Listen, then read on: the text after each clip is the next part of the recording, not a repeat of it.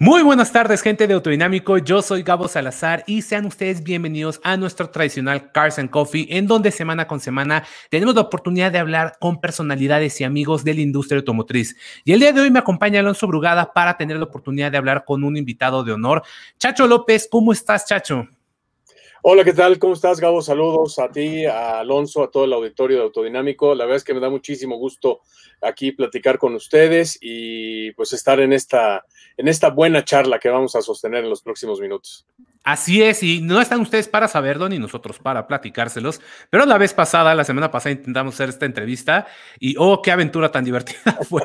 El dios del internet no nos quiso y fue todo un caos, pero afortunadamente ya aquí tenemos la oportunidad de estar aquí los tres reunidos para hablar acerca de coches, Fórmula 1 y desde luego de tu trayectoria, Chacho, que creo, Alonso, no sé tú qué opines, pero ha sido una de las que aquellos que nos formamos leyendo revistas, viendo a varios colegas y aprendiendo de coches de la industria automotriz, crecimos con ustedes y tú fuiste parte fundamental de ese crecimiento, así que pues tenemos mucho que agradecerte y mucho que preguntarte, ¿no, Alonso?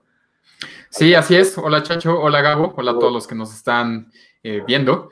Pues sí, como Gabo estaba diciendo, tú has sido una de esas figuras principales que ayudaron a forjar el automovilismo, bueno, el periodismo automotriz, pues la década pasada también principalmente. Y bueno, en la actualidad, pues te encargas de Fórmula 1, pues básicamente a nivel Latinoamérica, lo cual también es de mucho reconocimiento. Entonces ya en unos momentos estaremos platicando un poquito más sobre tu trayectoria y sobre cómo has llegado al punto en el que estás en la actualidad. Muchas gracias. No, pues para mí es un honor y la verdad es que pues uno trata de trabajar de la mejor forma posible siempre. A mí la verdad es que si me pidieran cómo definirme, yo me defino como una persona que ha tenido muchísima suerte en el tema laboral, muchísima suerte en el tema profesional, porque pues digo, ya les iré contando, pero siempre me ha tocado realmente mucha fortuna de estar en el lugar adecuado, en el momento adecuado, y creo que los que tenemos esa gran ventaja, pues siempre tenemos que agradecerla como dé lugar, ¿no? Sin lugar a dudas. Y bueno, dentro de las preguntas que teníamos pensadas para ti, nos encantaría primero que nada saber cómo empezaste tu interés en los coches. Ahora sí que, ¿cómo te surgió este bichito de los autos? Pues mira, fue una cosa muy orgánica, como se podría decir en esta época, aunque el término, cuando yo empecé a interesarme por los autos no existía.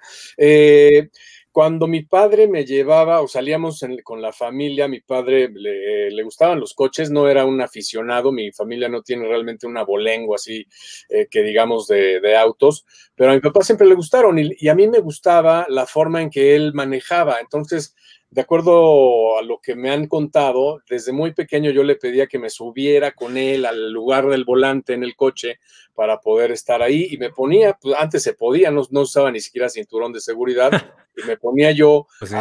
según yo, a manejar muy chiquito, a manejar con él y yo ahí empecé a imitar los movimientos. Me acuerdo que mi papá tenía por esas épocas, que yo tengo más o menos recuerdos, un Ford Maverick y era de 3 velocidades, palanca al volante. Entonces yo imitaba, ¿no?, los movimientos de poner las velocidades como lo hacía mi papá. Me empezó a gustar el tema de los coches. La primera vez, por ejemplo, que fui a un autódromo para una carrera oficial fue aquí en el Autódromo de México. Ha de haber sido el año 1971, en una carrera de los Porsches, cuando corrían los Porsches Viceroy, aquellos famosos con Memo Rojas, con Freddy Van Buren, con Rebaque, el Huevo Bolaños, Daniel Muñiz, todos estos pilotos que yo vi chavititito, hoy la verdad hasta mis amigos son, y eso me da muchísimo orgullo. Y esa fue la primera carrera. La verdad, te voy a confesar, Gabo, Alonso, amigos, que me la pasé llorando, de acuerdo a lo que me platica mi mamá, me la pasé llorando porque me lastimaba el ruido de los coches, pero a pesar de ello me gustaba muchísimo. Estaba yo muy chavo y me gustaba muchísimo. A mis hermanos también les gustó, estábamos como muy contentos, porque además de los coches era como de las pocas veces que podíamos ver a mi papá y estar con él en un fin de semana, porque mi papá siempre trabajaba en eventos deportivos y cosas de ese tipo. Entonces ese fue como el punto, el punto de partida, una especie como de sensación que se me quedó muy grabada. Claro, y justamente lo que me esas épocas además creo que te tocaron pues autos muy icónicos, carreras muy importantes y todo, y no sé, Alonso, a lo mejor, ¿qué podemos agregar de esta época? Pues mira, la verdad es A que ver, en esa época era incluso para uno como chavo era fácil porque pues andábamos todo el día en la calle, cuando andábamos con los primos en las visitas los domingos, pues los papás te dejaban andar por donde quisieras. sí, Y claro. producto de ello fue que una vez en casa de mi tío, el hermano de mi mamá, él tenía así como su coche para dominguear, su coche que tenía ahí guardado, era un Pontiac GTO modelo 66, me parece, Mm. azul, muy bonito. El coche estaba sucio porque lo tenían ahí guardado, pero a mí me gustaba mucho, ¿no? Y como yo ya le sabía un poquito al tema del clutch y todo eso, un día me animé con mis primos nos pusimos a prenderlo y apagarlo, primero prenderlo y apagarlo, hasta que pues yo ya sabes, ¿no? El valiente del grupo dije, no, pues yo lo he hecho para atrás, y me estaba echando para atrás y para adelante. O sea, al final de cuentas, yo creo que en ese coche fue el primer coche donde ya mostré, o sea, ya sentí que tenía yo cierto interés más desarrollado, le empecé a meter las velocidades. A los 15 días que volvimos a ir a casa de mi tío, pues ya sabes, nos robamos las llaves y otra vez a prenderlo, apagarlo, ¿verdad? Hasta que lo logré sacar un día a la calle y pues yo no te imaginas la regañada que nos pusieron, ¿no? Yo tendría en esa Sí. época unos 8 o 7 años, estaba yo, la verdad, muy, muy Ah, chavito. no, pues sí. Y después ya en mi casa, con mi papá, los domingos por la mañana que dejaba el coche ahí estacionado en el garage, pues igual yo agarraba, ahí me acuerdo perfecto, mi edad tenía yo 9 años, y yo recuerdo que le sacaba las llaves así de la bolsa del pantalón que dejaba en su recámara, y corría, prendía el coche, abría la puerta y lo sacaba. Y No, ya bueno, que te podía escuchen yo. tus hijos, lo que van a decir así, papá, voy a hacer Pero lo mismo, ¿eh? ¿sabes qué, Gabo? Eso es bien raro, porque hoy a mis hijos no sabes el trabajo que me cuesta hacerlos manejar, ya no les gusta. No quieren. No quieren, ya son como de otra generación. Y mi hijo maneja bastante más que mi hija, pero a mi hija es un problema. O sea, ella sube rápido, todo más fácil. Y Oye, Chacho, sí, y, sí, sí se vuelve uno travieso, pero esa onda que teníamos antes de que hacíamos cualquier cosa por manejar un coche, pues creo que ahora pagó sus dividendos. Sí. Y, sí, y, totalmente. Oye, Chacho, pero bueno, estos fueron los automóviles que empezaste a mover, pero ¿en qué vehículo ya realmente aprendiste a manejar que tú te sintieras completamente seguro y lo llevaras a distintos lugares? Bueno, hubo varios, pero mis recuerdos así de verdaderamente aprender a manejar, en donde me ponían gente que sabía hacerlo. Mi papá tenía un negocio de transportes y de cosas de carga en Guanajuato, y en las vacaciones, pues obviamente me mandaban para allá, y me quedaba yo con los choferes de las camionetas, ¿no? Que eran del negocio de mi papá y de mi abuela. Y con los choferes me aventaba yo ahí a manejar en la carretera. pero eran Y camionetas de transporte. sí, eran camionetas de transporte. Pues la más bajita que manejabas era, por ejemplo, me acuerdo, una Cheyenne como modelo 76, y pues un Ford 1500, sí, o sea, ya eran de carga pesada. Sí. Entonces, pues ahí me metía con ellos y me ponían a manejar en la carretera. Y el primer tramo, así que yo recuerdo que manejé yo solo en una camioneta, no me acuerdo qué camioneta era, pero una camioneta grandota, me impresionó por lo grandote del volante y las velocidades que eran así. Manejé en un tramo de un pueblo que se llama Moroleón a Valle de Santiago, Ok. en Guanajuato, y ese fue mi primer tramo de carretera. Y gracias a eso creo yo que no sé, pues porque lo recibes de una forma especial y porque pues el miedo que te da, ¿no? Estando tan chavo, dices, si la riego aquí, Claro. se va a armar un desbarajuste con mi papá y con mi abuela, le van a echar la culpa al chofer, ¿me entiendes? Sí, Y, sí. y por todo eso creo que se me quedó muy, muy bien grabado todo ello. Siento que en carretera encuentro muy amplia o muy alta la responsabilidad de manejar. Realmente nunca he tenido un incidente duro en carretera, siempre manejo con mucha responsabilidad, manejo rápido cuando hay que manejar rápido, manejo despacio también en una velocidad normal, pero aprendí muy bien a manejar en carretera. Creo que eso me ha ayudado mucho en el tema periodístico también. Sí, sin lugar a dudas, porque no solamente el manejar bien, ¿no? Sino saber en qué momento sí, en qué momento no, como en velocidad. A mí, yo, volviendo un poco al tema del automovilismo, de cómo empezaste tú, como nos mencionabas desde chiquito, estando en las pistas y escuchando los motores, pero ¿cuál fue la primera carrera que tú recuerdes que haya sido? La primera carrera y luego el primer gran premio al que haya sido.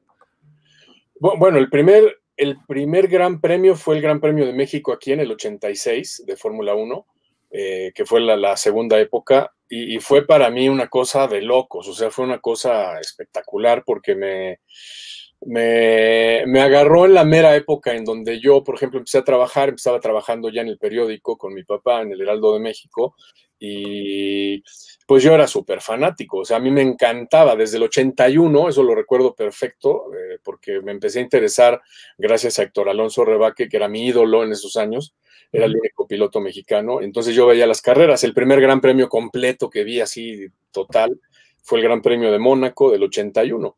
Ok. Y a partir de ahí ¿Primera carrera de cualquier categoría?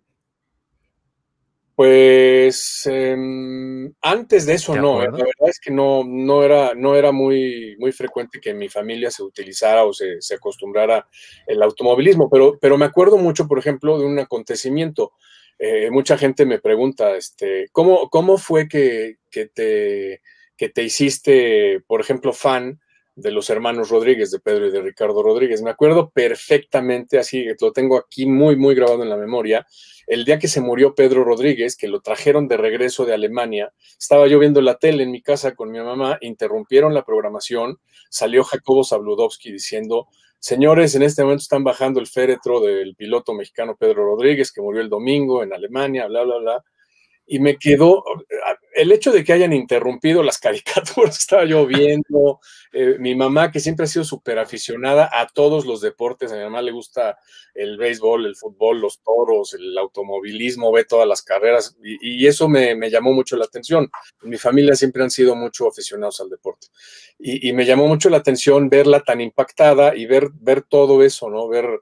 Verlo y después irlo entendiendo con el tiempo, lo que significaba el automovilismo, lo que significó Pedro Rodríguez, que hasta la fecha yo creo que de todos los pilotos, he conocido a un montón de campeones mundiales de Fórmula 1 y la verdad es que tengo muy, muy poca aptitud o muy poca tendencia a decir este es mi ídolo o este es el piloto que más reconozco. Claro. Pero de los pilotos que yo sí digo, este es mi ídolo, es Pedro Rodríguez, a pesar de que nunca lo conocí siquiera, ¿no? Nunca sí, no te tocó en épocas.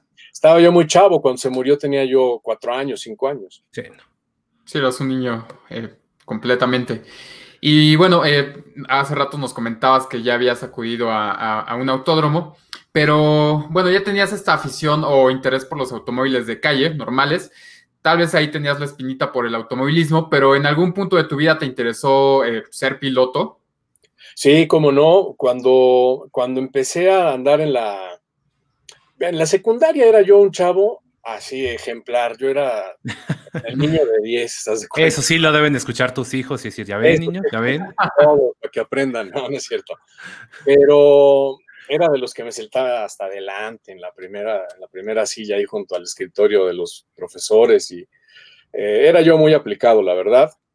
Pero cuando entré a la prepa me picó algún virus malo, ¿no? Me dio un virus malo y ya me empecé a descomponer un poco. Me empezaron a gustar obviamente las competencias con los amigos, ¿no? Y tenemos la oportunidad de ir a Cuernavaca frecuentemente con un amigo y echábamos carreritas en los go-karts y nos dedicábamos ahí, obviamente pues nos íbamos de pinta en la prepa y nos dedicábamos a correr en los go-karts y corríamos primero entre nosotros, ¿no? Éramos un grupo de 5 o 6 amigos que íbamos frecuentemente, entonces la verdad es que este cartódromo existe hasta la fecha, el cartódromo del famoso Arbolito ahí junto a la zona militar en Cuernavaca, y la verdad nos hicimos muy vagos, y ya llegábamos en la mañana, calentábamos tantito, le dábamos ahí una propina al chavo de los go-karts y de repente empezaban a llegar otros que también se iban de pinta y les hacíamos retas, y les bajábamos toda la lana y luego nos íbamos a Tres Marías ahí a comer muy tranquilos y echamos una cervecita y todo eso, pero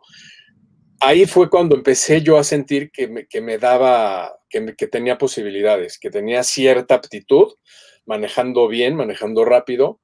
Y después, ya trabajando, un día me dieron oportunidad en una carrera de Fórmula 3 en el Autódromo de Torreón. Había una categoría preliminar que corrían puros coches Golfs modificados, modificados por la fábrica Reynard. Entonces, como eran coches de renta, pues muchas veces en plazas complicadas como Torreón, pues no rentaban todos los coches. En das cuenta, de 15 coches que tenían que arrancar, rentaron 10, y los otros 5 entre los periodistas decían, ¿quién quiere correr? Órale, córrele.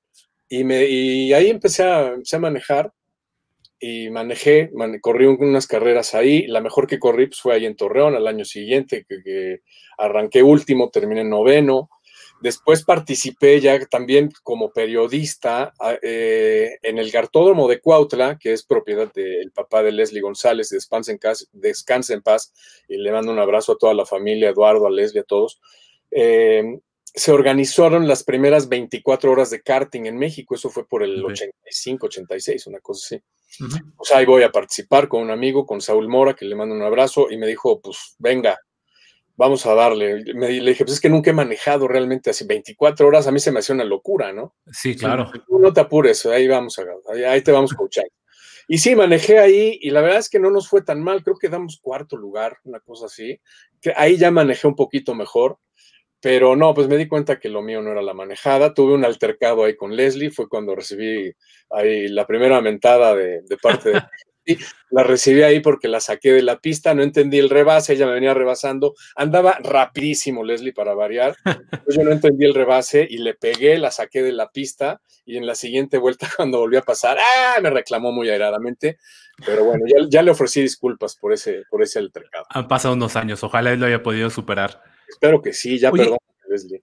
Y por ejemplo, justo tú mencionabas cómo te fuiste acercando a las carreras, pero tú mencionaste ahorita que para el 85 ya estabas cubriendo como periodista. ¿Cómo fue este salto a ser periodista? O sea, ¿cómo llegaste a ser periodista de autos, que a lo mejor hoy varios de los que nos siguen pues ven, a lo mejor dicen, oye, qué padre probar coches, YouTube o periódicos o lo que sea, pero al final este es un negocio y una profesión que lleva ya muchas décadas. ¿Tú cómo llegaste a ser periodista de autos? Yo empecé siendo periodista de deportes, tengo que decirlo. Mucha gente, obviamente, pues me ubica mucho en Fórmula 1 y en periodista automotriz.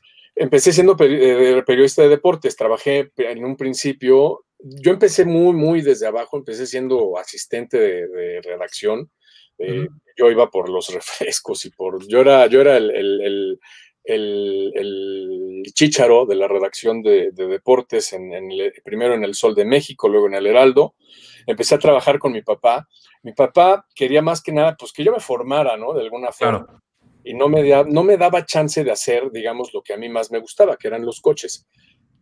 Por una razón muy obvia, porque los coches estaban cubiertos en el periódico por una persona totalmente profesional, un señor Jorge Moctezuma, que aparte él fue piloto, mecánico, tenía muchos años, ¿no? de serlo y de trabajarlo, lo hacía muy bien. Y pues yo no tenía chance, yo realmente no tenía chance. Entonces, pues era yo de todo. Y me empezaban a poner en el box, en el béisbol, en todos los deportes. Entendí mucho de los deportes. Hasta ahora me gustan pocos deportes, me gusta el americano, no soy muy del fútbol, ni del básquet, ni del béisbol, en general. Pero pues mi onda eran los coches. Mi onda era, llegaba yo a la redacción del periódico y seleccionaba todo lo de Fórmula 1. Empecé a comprar revistas. La única forma que teníamos en esos años, sin internet, sin redes sociales, sin cosas desarrolladas en cuanto a comunicación y tecnológicamente, pues era recurrir a los prints. Y los prints que había aquí en esa época eran las revistas de deporte motor, que yo compraba, por ejemplo, todo mi sueldo se me iba en revistas, ¿no? Compraba Autosport de Inglaterra, compraba Autosprint de Italia, y particularmente una de las que más me han gustado en toda mi vida, de esa época sobre todo, compré Sport Auto siempre en una revista francesa extraordinaria, creada por Gerard Combach, que es uno de los periodistas más grandes que ha habido en temas automotrices y de Fórmula 1, y me encantaba la revista. Y les debo confesar que a raíz de eso me empecé a meter a estudiar francés, empecé Es lo que te iba a preguntar, o sea, estas revistas internacionales, pues al final, ¿cómo las entendías? Hoy en día tal vez tenemos la información muy a la mano de, ay, Google, busco coche y listo, pero en este entonces que te llegaban ejemplares de Europa en italiano, en francés, algunos en alemán, ¿cómo las entendías en ese tema? Me ayudó el señor Larousse. Había unos cursos Así.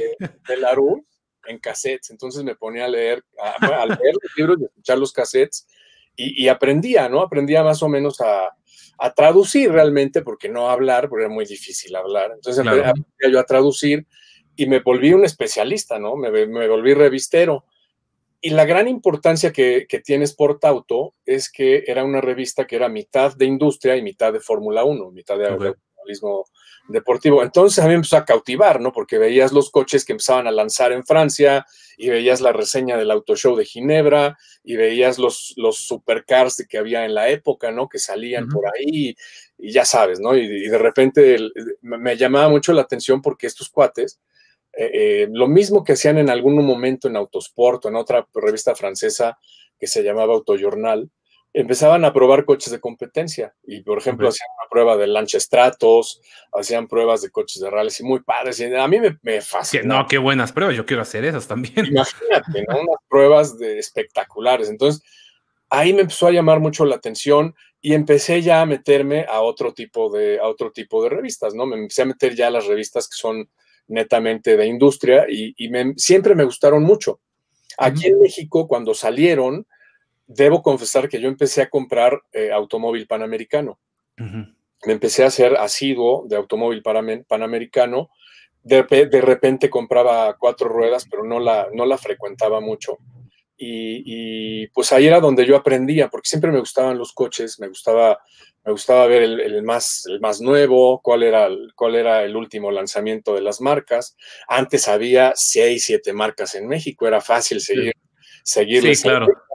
Pero un lanzamiento cada 6 meses tal vez y ahorita casi uno a la semana.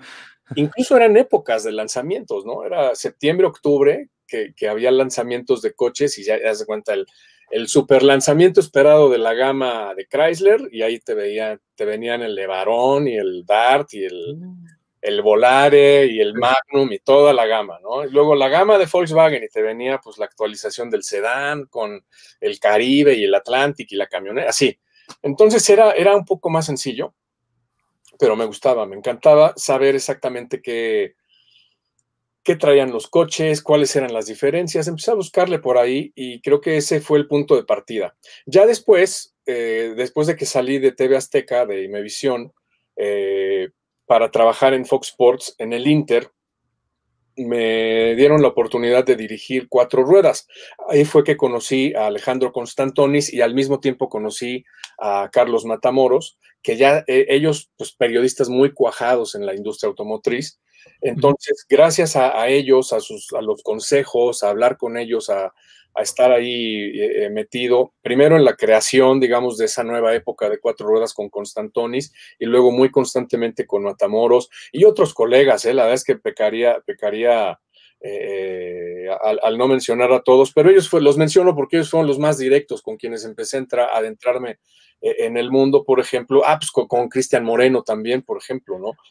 Creo que justo así los conocimos, varios, de Alonso podrá darme la razón en eso, pero justo así entramos muchos al mundo de los autos y los conocimos ustedes antes de llegar, digamos, a convivir en persona, fue leyéndolos. Justo yo recuerdo haber coleccionado 4 ruedas como del 2000 al 2015, 16, entonces ahí tuve la oportunidad de conocer las letras de ustedes, lo cual pues se siente muy bonito cuando los conocen personas de, sí, ellos son los que escribían.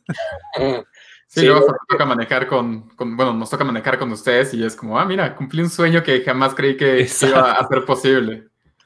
Pues es que así fue, ya después empecé a relacionarme más y ahí también, así como tú dices, Gabo, pues se cumplió un sueño para mí, ¿no? Porque yo venía de esa formación, esa especie de formación en donde yo quería hacer una revista que compitiera, pero que no compitiera en el mismo nivel que estaba la revista líder de ese momento, que era Automóvil Panamericano, una revista muy técnica, muy escrupulosa. En ese momento la dirigía el primo, Héctor Ocampo, Y la verdad es que ustedes lo conocen, es un tipo así que es muy meticuloso y muy técnico. Entonces yo quise darle un giro a Cuatro Ruedas y yo quise dedicarme a tocar el punto de vista del usuario, tal vez sin necesidad de pasar por todo eso, pero obviamente pues para poder llegar a eso tienes que imponer un rigor y una metodología que yo no tenía en realidad. O sea, yo apenas estaba como descubriéndola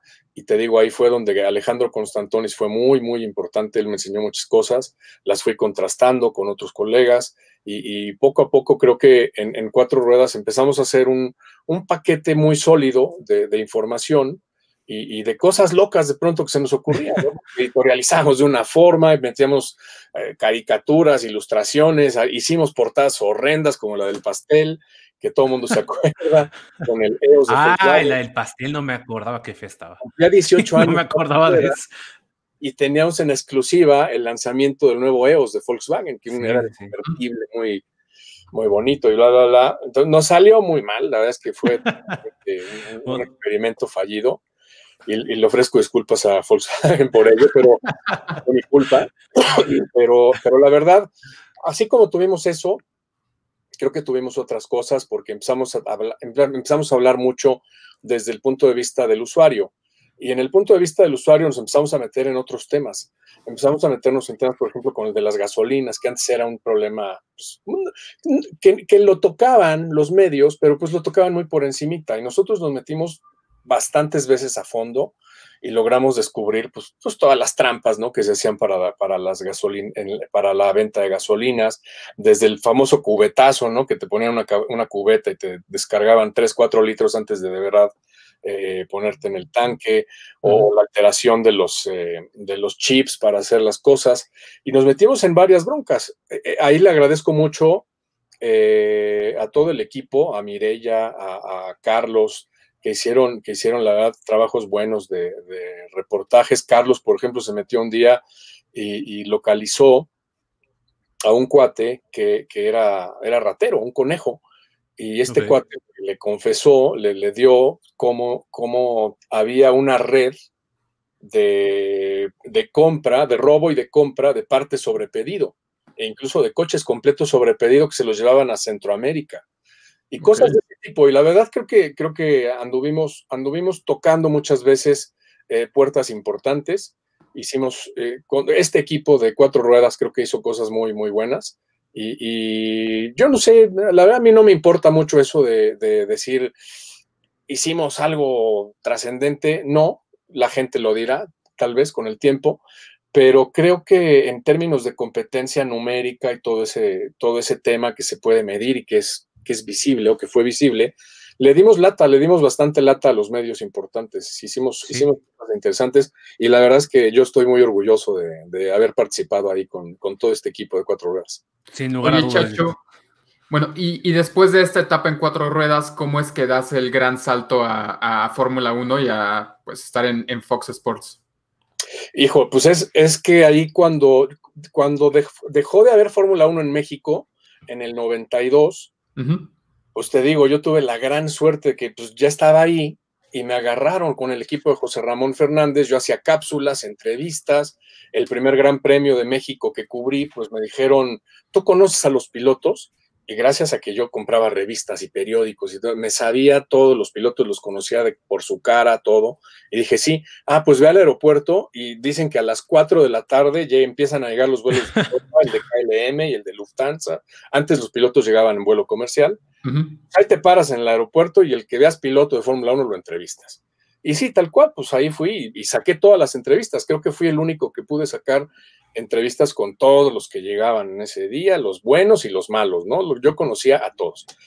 Y ahí me dieron oportunidad de hacer reportajes en los grandes premios. Y después de hacer los reportajes me dieron oportunidad de estar en los pits y siendo reportero de pits, ya cuando le entendía un poco más a las carreras, a todo el manejo de Fórmula 1, hasta que los grandes premios de 90 y 91, las temporadas de 90 y 91, pues me mandaban a cubrir grandes premios fuera de México, principalmente a Canadá, a Estados Unidos.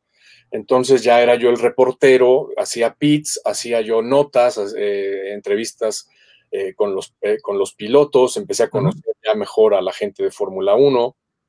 Pude entrevistar a Ayrton Senna, a Alain Prost, a Mansell, una vez nada más a Mansell, pero a Piquet y a todos los pilotos de esa época. Entonces, pues yo ya me hacía dentro de la Fórmula 1. Yo decía, no, pues yo aquí ya, de aquí no se mueve, pero ¿qué crees? Sorpresa, así es el automovilismo. ¡Pum! Se acabó la Fórmula 1, no viene más a México y ahora, pues todos colgados de la brocha, ¿no? Y dio la gran fortuna, otra vez, la gran suerte, de que justo en esa época Adrián Fernández se mueve, no tuvo suerte en Europa tampoco para llegar a Fórmula 1, se mueve a Estados Unidos y logra un boom importantísimo que fue la serie Indy o la serie Kart o la Champ Car en su momento. Sí. Pues también me tocó, ¿no? Yo estaba ahí, pues era yo de los que le entendían al tema, y me pusieron junto con Marco Tolama, con Patty Brolt, con Gila Saucet, con todo ese equipo. Y pues hacía yo carreras nacionales, pero también hice muchísimas carreras de la Indy. De hecho, contando todas las temporadas que participé, fueron 14 temporadas que yo hice carreras en Estados Unidos. Y pues ahí me curtí muy bien, ahí me curtí creo que fuerte. Cuando pasa lo mismo, ¿no? Se acaba el tema de automovilismo en TV Azteca y pues de aquí para dónde, ¿no?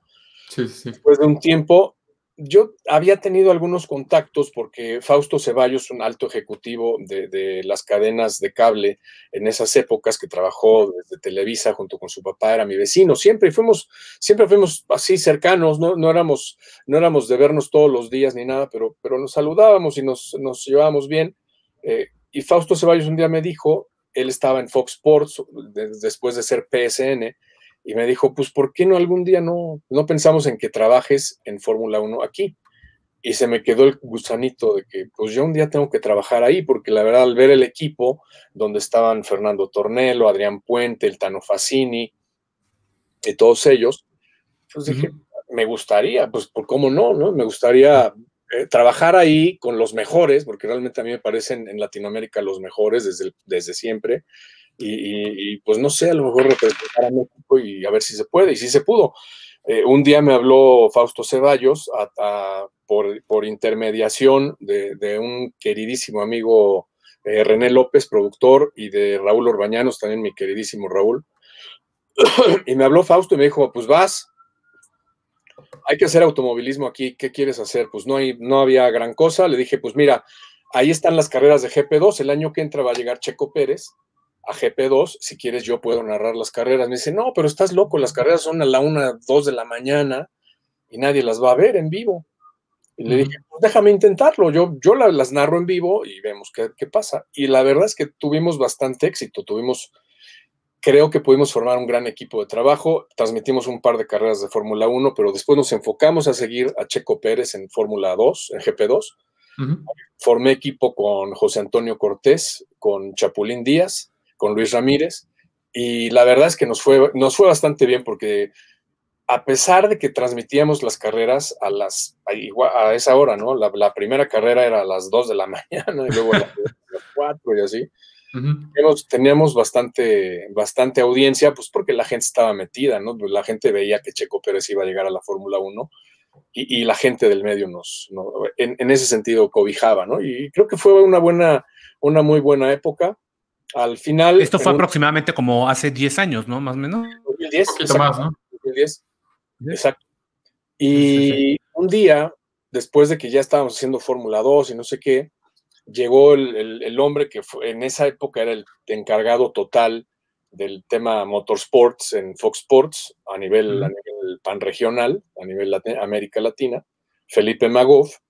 Y lo vi, yo ya lo conocía porque él había sido director de televisión del rally, del Campeonato Mundial de Rallys, y un día me sacó de la cobertura del Rally de León. Entonces llegué yo al Rally de León para cubrir para Fox Sports el primer año, en el 2010, y llegó Felipe y me dijo, a ver, Chacho, ya estás listo, vamos a trabajar, y vamos a trabajar muy duro aquí. Y le vas a tener que meter, como haces, la GP2 y la GP3, llega Esteban Gutiérrez, y vas a hacer además Fórmula 1. Y ahí fue, de verdad, así cumplir el sueño de mi vida, ¿no? O sea, llegar al equipo de transmisión de Fórmula 1 en Latinoamérica, en Fox Sports, para mí fue...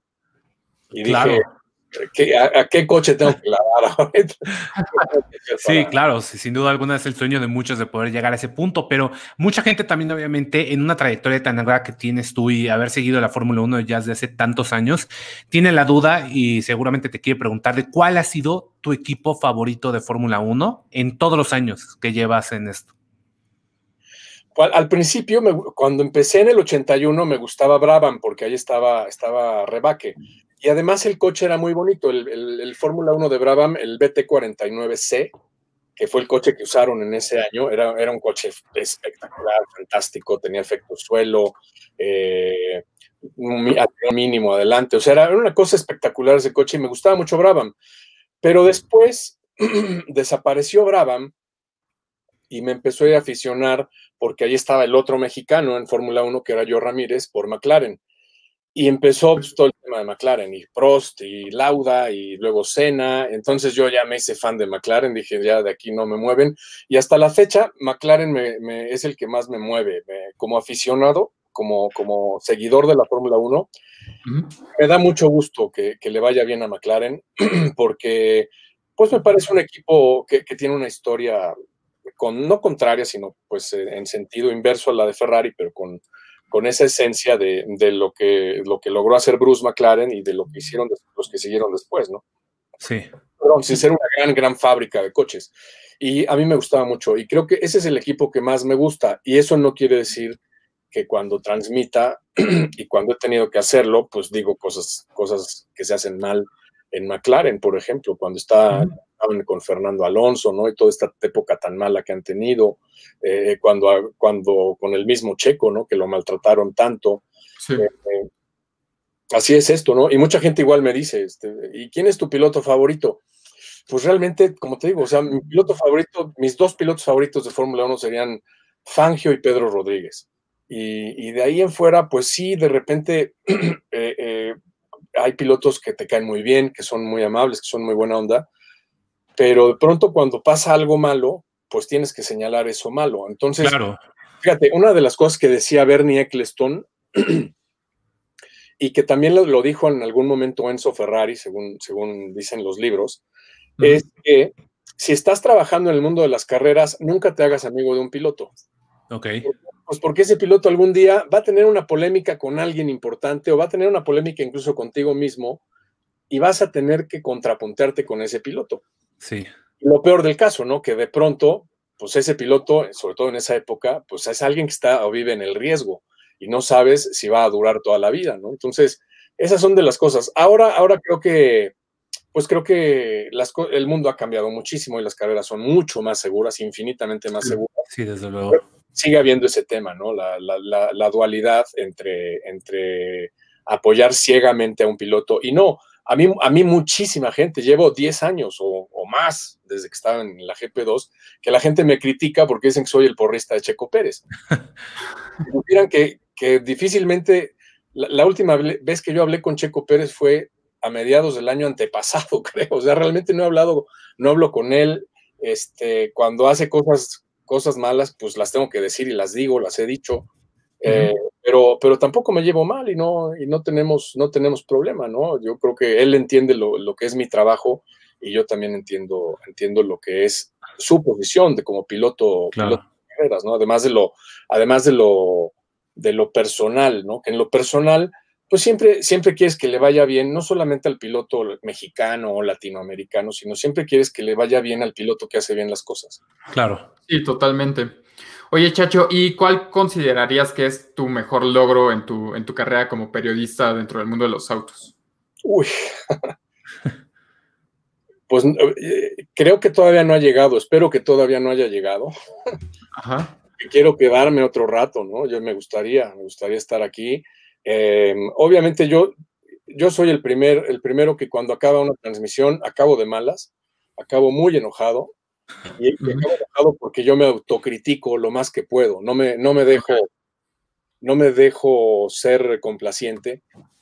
Siempre acabando una carrera estoy muy enojado porque no me gustan cosas que digo, no me gustan cosas que pasaron y que a lo mejor se me fueron o que no dije o que dije mal o que alguna cosa pasó. Pero eso pasa en todos, que de repente ves tu trabajo después y dices, ay, pudo haber sido mejor por esto. Y yo creo que para eso sirve ese espíritu de autocrítica, ¿no? Para que no te dejes caer en esa autocomplacencia y vayas tratando de mejorar. Y la verdad es que te digo algo, o sea, yo, esa época que tuve en la prepa, en donde no me gustaba tanto estudiar y decía, no, pues yo puedo sin estudiar tanto, ahora la estoy haciendo al revés. Ahora, lo más que puedo estudiar y lo más que me puedo preparar para tratar de hacerlo mejor, pues lo hago y no me pesa en absoluto, ¿no? Sino al contrario, estoy buscando la forma de hacerlo. Pero vaya, en fin, eso en algún momento pues creo que lo voy a lograr. Esa es la persecución de todos los días, ¿no? Tratar de hacer un trabajo cada vez mejor y que cada vez la gente lo reciba mejor. Pero por eso, pues los logros, mira, yo creo que he tenido uno de los logros, pues obviamente es estar donde estoy. Es para mí personalmente uno de los logros más grandes. Pero también... O, bueno, algún momento que te haya sentido... En esa oportunidad que de repente tienes de estar en el lugar adecuado, en el momento adecuado, déjate cuento. En el año que fue 89, llegó a México el Campeonato Mundial de Sport Prototipos y venían los coches de Mercedes y el gran embajador de Mercedes era Juan Manuel Fangio. Entonces vino Fangio a México y un día pues no había quien lo llevara del hotel del María Isabel Sheraton hacia el canal, en el Ajusco, a Imevisión. Entonces, sí. ¿Quién va? Pues no había nadie. Tú, Chacho, ve y vas por el señor Fangio, te lo traes a la entrevista en el estudio. Les dije, oye, pero no, espérate, porque, pues, ¿cómo voy yo por Fangio? O sea... Sí. En mi coche nada más, no tengo una limusina ni nada. Denme un coche para ir por él. Mi coche era un Atlantic en esa época. Y les dije, no, pues es un coche ya muy viejito, no está bueno incluso. Y no, pues no hay modo, tienes que ir y tienes que hacerlo, era como mi misión de trabajo. Y sí, fui, y la verdad lo recibí pues como pude, en mi coche lo medio limpié, lo organicé para que no estuviera tan feo. Y el señor se subió a mi coche y me dijo, no, dice, si tú supieras los coches a los que yo me he subido.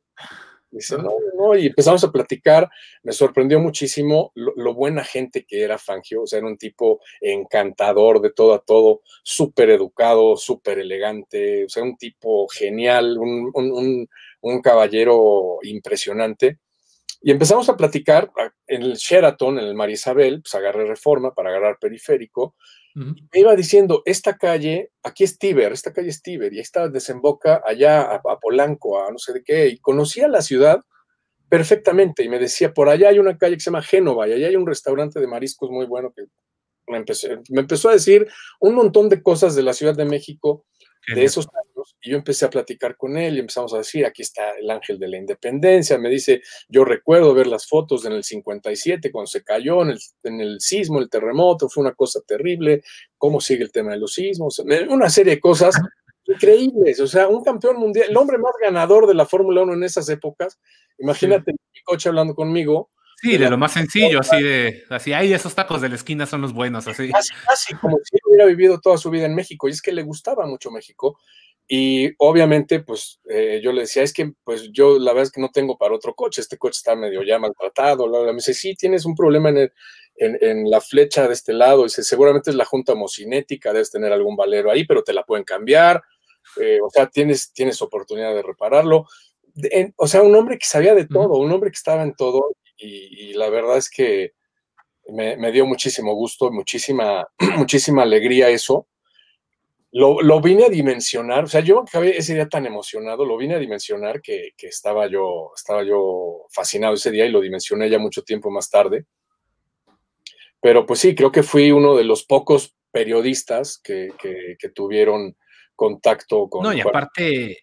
Qué gran oportunidad, o sea, no solo contacto de él, lo entrevisté así, ay no, platicamos de cualquier cosa ahí en el coche y todo, o sea, qué bueno que tuviste esa oportunidad pues unos años antes de que falleciera y que pudieras realmente conocerlo así, la verdad, qué envidia de gran oportunidad.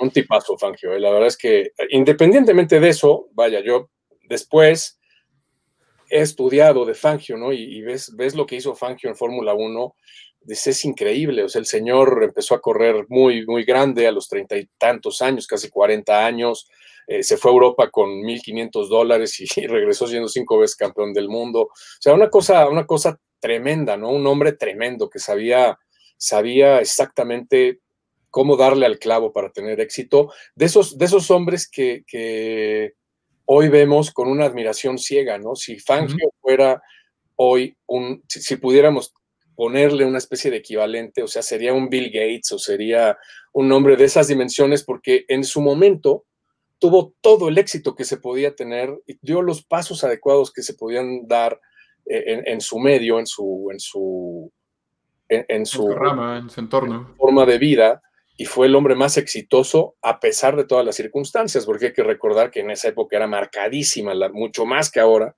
la diferencia entre los europeos y los americanos. Claro. Sí, y que además eso es algo que en la actualidad ya no podrías volver a repetir con un piloto de la parrilla de hoy en día, porque ya hay toda una parafernalia, por decirlo de alguna manera, alrededor de los pilotos. Entonces, pues ya son pilotos muy protegidos, ni de chiste se subirían a tu coche personal. No, para nada. Sí, exactamente. Entonces, pues sí, fue una gran experiencia, un gran momento. Y bueno, regresando al tema de la actualidad de la Fórmula 1, creo que te tenemos que hacer una pregunta que es casi obligatoria por la personalidad que eres dentro de este mundo del automovilismo. Tú como Chacho López, como persona, como aficionado de la Fórmula 1, ¿qué opinas de la situación actual de la categoría? Este absoluto predominio de Mercedes, principalmente. ¿A ti qué te parece qué opinas de que la categoría se encuentre en esta situación? ¿O qué le cambiarías? ¿Qué crees que sería necesario para llegar a ser un poco más interesantes las competencias de los domingos? Bueno, yo creo que hay que entender la Fórmula 1 para poder asumir o asimilar todo esto que estamos viviendo, que no es la primera vez, ¿eh? La verdad es que cada época de la Fórmula 1 se ha vivido algo similar o muy parecido, tal vez no en la misma proporción, pero con los resultados idénticos, ¿no? En los años 50 fue el dominio de Alfa Romeo, que Alfa Romeo barría, incluso con esa superioridad que te digo que tenía Fangio, los años 60 Lotus, los años 70, que es la época más equilibrada, digamos, en donde cualquiera podía ganar, pero de todos modos había equipos muy importantes, ¿no? Como el mismo Lotus, ¿no? Como incluso en algún punto Ferrari. Después siguieron los 80, los 90 con Senna, Prost, que eran las carreras igualitas a las que vemos ahora, ¿eh? Quien me diga que Senna y Prost peleaban entre sí o peleaban con otros, no, era exactamente lo mismo que Mercedes y Hamilton, agarraba uno, se iba y luego a la siguiente carrera era el otro y no lo alcanzaba nadie, llegaban a ganar por minuto y 20 segundos de diferencia. Y creo que eso es normal en la Fórmula 1, porque la Fórmula 1 no es una categoría como NASCAR o como la Indy o una categoría monomarca donde todos los coches sean iguales. Acá de lo que se trata es de que las fábricas utilicen a los equipos privados o sus propios coches para plantear los mejores desarrollos tecnológicos y ponérselos en las manos a los mejores pilotos del mundo, ¿no? Esa es la esencia de la Fórmula 1. Así es como, así creció y por eso se involucraron las grandes marcas en ella. Sin embargo, entiendo que hoy estamos en otra época, hoy necesitamos imperiosamente una Fórmula 1 que tenga muchos más elementos, muchos más puntos de contacto con la gente, y eso muchas veces pues ya se ha logrado con las redes sociales, por ejemplo. Hasta hace 5 años la Fórmula 1 no tenía redes sociales, no estaba en nada. Sí, no estaba en contacto con la gente y era una comunicación unidireccional de la televisión para la gente, pero no escuchaba del otro lado. Totalmente. E incluso, Gabo, era peor, porque si tú ibas a un gran premio con tu celular, grababas, digamos, te lo quitaban, te lo bajaban y ponías en YouTube o lo ponías en tu Twitter o tu pedacito de video, te lo bajaban y te decían, usted no tiene derechos para subir Fórmula 1. De ese tamaño era, o sea, la Fórmula 1 tenía oficina aquí en México de monitoreo para monitorear las redes sociales y que nadie subiera o que las televisoras no utilizaran el video de Fórmula 1. Y hoy es diferente, hoy llegas al Gran Premio de México y hay Wi-Fi libre, Wi-Fi free, sí. O sea, subir lo que se te pegue la gana, grabar y bla, bla, bla. El gran tema, creo yo, es que la gente que está viendo ahorita Fórmula 1, creo que tiene que ir como dando pasos para llegar a asimilar este tema. No está fácil. ¿Por qué? Pues porque necesitamos siempre ver que en los 90 minutos que hay de carrera, el espectáculo vaya variando, vaya cambiando. Sí. Sin embargo, pues esa es misión de nosotros, de los comunicadores, señalarle al público, sí, ya se fue Hamilton, está a 18 segundos del segundo lugar, Pero mira, acá está peleando el McLaren contra el Racing Point y se va a meter el Renault y ve cómo está rebasando fulanito y ve cómo está rebasando este coche, ¿me entiendes? Como para darle a la gente un panorama más amplio. Claro, o sea, como que vean toda la pista y no solamente quién va liderando, sino, oye, está pasando mucha acción también atrás. No solamente te concentras en eso. Yo lo planteo a ver si les gusta la analogía que yo hago, que es como si llegas a Fórmula 1 y pides, ¿sabes qué? Que haya un ganador diferente todas las carreras, desde mi punto de vista es equivalente a que llegas a una comida rápida y al Automac y te bajas, pides una hamburguesa, te la comes y te vas. Si llegas a un evento deportivo, pongamos Fórmula 1 por caso, y te sientas y empiezas a ver qué está pasando y empiezas a ver cuál es la situación de cuáles las posibilidades de aquel y cuál es lo que está pasando detrás del caso de este equipo o de este piloto. Es como si llegas a un gran restaurante y te dicen, de aperitivo, ¿qué le servimos? ¿Quiere probar esto? ¿Quiere probar lo otro? ¿Me entiendes? Es un platillo un poquito más gourmet, es una experiencia un poquito más abierta que te tiene que despertar otros sentidos que simplemente el sentido de decir, hoy no ganó, hoy volvió a ganar el mismo, hoy no tuvimos el mismo espectáculo o el espectáculo que estábamos esperando. Creo que hay que irla viviendo así, hay que irla viviendo poco a poco para poder saborear ese tipo de platillos que de pronto nos ofrecen, ¿no? En la carrera pasada, en el Gran Premio de Rusia, que fue malísimo, o sea, fue un gran premio muy lineal, sin embargo, pues tuvimos el rebase de Checo Pérez, que fue un rebase buenísimo en la curva 3, que fue a 290 kilómetros por hora, dices, oye, pues fue el único que rebasó y se aventó en el lugar más peligroso, todo el tema de las estrategias, en fin, hay un montón de cosas que están alrededor de la Fórmula 1 y que te pueden servir a lo mejor pues para sacarle un poquito más de esencias a ese platillo que a final de cuentas tienes. Obviamente mucha gente a mí me dice, oye, pero a ver, ¿qué sería si a Hamilton le das el Williams, el coche que va en el último lugar, ¿no? Y dices, bueno, mira, obviamente pues Hamilton no iba a ganar los grandes premios en el primer año. Claro. Pero yo te apuesto algo, que de que Hamilton haría mejor ese Williams, lo haría mejor, sin lugar a duda. ¿Por qué? Pues porque es un piloto que tiene mucho conocimiento, muchas herramientas para saber mejorar. Y mucha gente al mismo tiempo me dice, no, pero es que, a ver, tú a un piloto, el que tú escojas, incluso de otra categoría, ponle el Mercedes. Sí, dale el Mercedes y con eso ganaría, ¿no? Pero no, en realidad no. En realidad el coche de carreras no es nomás de acelerarle y de... Sí. De carreras hay que entenderlo, y tú lo ves con Valtteri Bottas, ¿no? Valtteri Bottas tiene exactamente el mismo coche y muchas veces ellos te lo dicen, ¿eh? El coche está igualito, no, el mismo piloto te lo dice, la verdad es que el coche es difícil de manejar, hay que entender cómo gasta los neumáticos, hay que entender cómo poner la tracción, hay que entender cómo, porque son coches muy brutos, son coches muy, muy fuertes para poder desplegar todo el potencial que tienen. Entonces, pues mira, yo ¿qué haría en Fórmula 1? Yo daría puntos, por ejemplo, a la pole position y tal vez yo le daría 3 puntos al piloto de la pole position y 2 puntos al piloto que saliera al lado, en la primera línea. Sí. Porque así incentivas que el sábado los equipos pongan más interés, ¿no? Pues muchos ya dicen, bueno, a ver, ¿de qué me sirve? Te pongo el caso de Checo Pérez. ¿De qué me sirve arrancar cuarto lugar si voy a arrancar siempre atrás de Valtteri Bottas y en el lugar sucio de la pista? ¿No? Sí. Entonces dices, pues si no soy tercero, soy quinto, la verdad es que ni siquiera me conviene echarle todos los kilos para irme al cuarto lugar.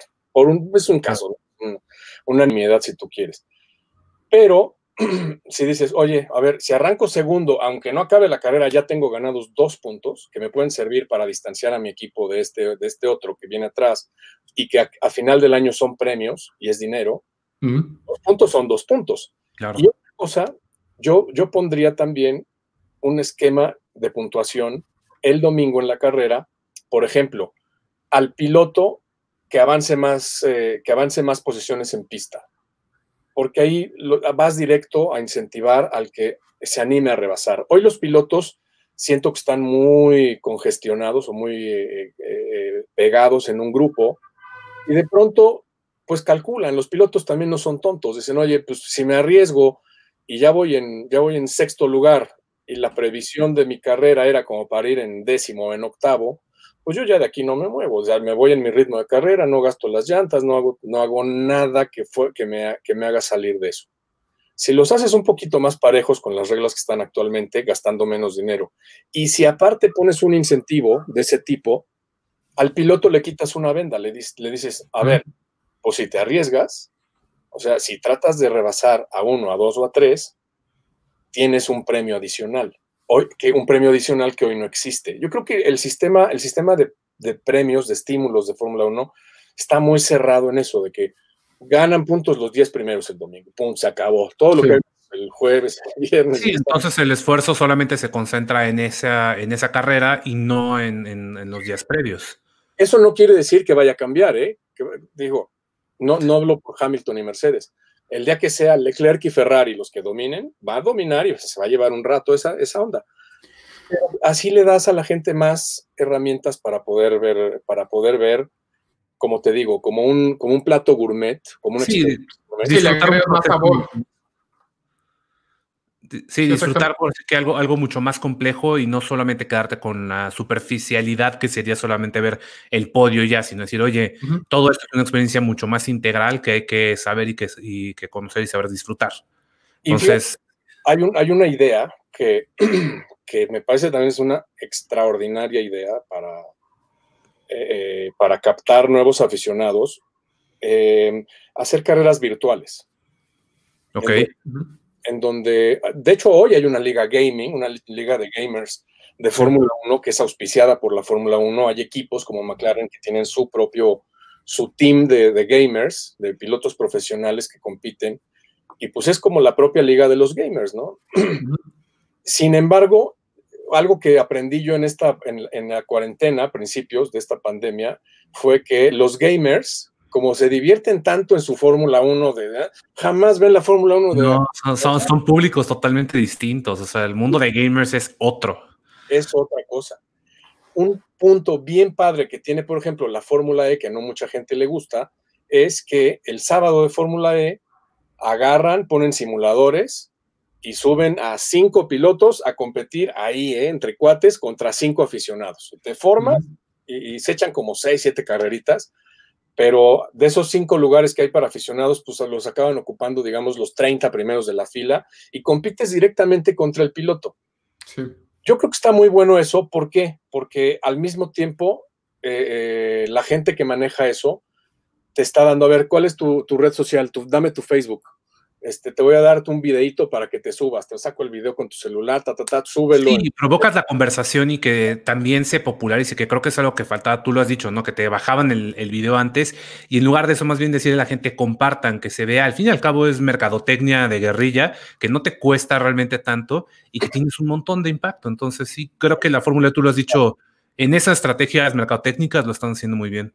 Sí, están trabajando muy bien. Fórmula 1 desde el 2018, fíjate, 2018, 2019 y lo que va del 2020, a pesar de la pandemia, ha incrementado 400% su nivel de impacto en social media, lo cual es brutal. O sea, es uno de los pocos deportes que ha logrado eso, ¿no? Obviamente al principio de la pandemia les fue muy mal con la carrera de Australia, pero después se recompusieron y dijeron, no, a ver, vamos a, como tú dices, Gabo, vamos a meternos nosotros a iniciar la conversación con la gente y decirle, a ver, ¿quién es el piloto de la carrera? ¿Cuál es el piloto más histórico que recuerdas? ¿O cuál es el coche más bonito que te acuerdas de la Fórmula 1? Y cada semana te están metiendo cosas. Mira, ya viste este video de no sé qué, de cuánto tiempo, cómo hacen una parada en los pits y están duro. Y entonces hoy la Fórmula 1 le dio la vuelta. Es uno de los deportes que más ramificaciones por ahí va a tener hacia ese futuro. Y yo creo que esas carreras virtuales que pueden hacer o presenciales a través de los simuladores con la gente es algo de lo que va a venir, porque a final de cuentas, pues los equipos de Fórmula 1 creo que van a tener que utilizar, por ejemplo, sus equipos virtual con el piloto real. Claro. El piloto real va a tener que emigrar a ese mundo para que los del mundo virtual empiecen a decir, mira, este no maneja tan mal en el simulador. Claro. Es el efecto contrario, ¿me entiendes? Sí. Pues ojalá y sí justo veamos este tipo de cambios. La verdad es que se aplaude mucho y por el momento se nos acaba el tiempo. Chacho, la verdad, un honor tenerte aquí como invitado, tener la oportunidad de platicar. Muchísimas gracias por tu tiempo.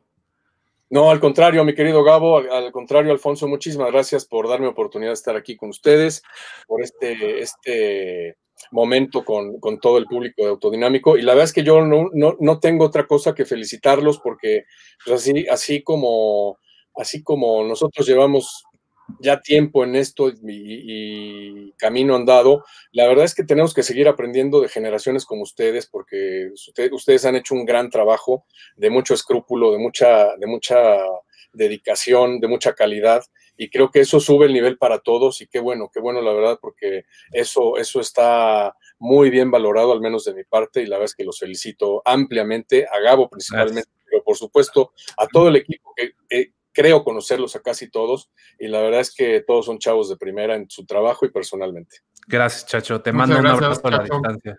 Y no, pues bueno, Chacho, nos despedimos. Muchísimas gracias a todos por escucharnos y nos vemos en el siguiente podcast de Autodinámico. Hasta luego. Adiós. Gracias, Chacho. Gracias a ustedes.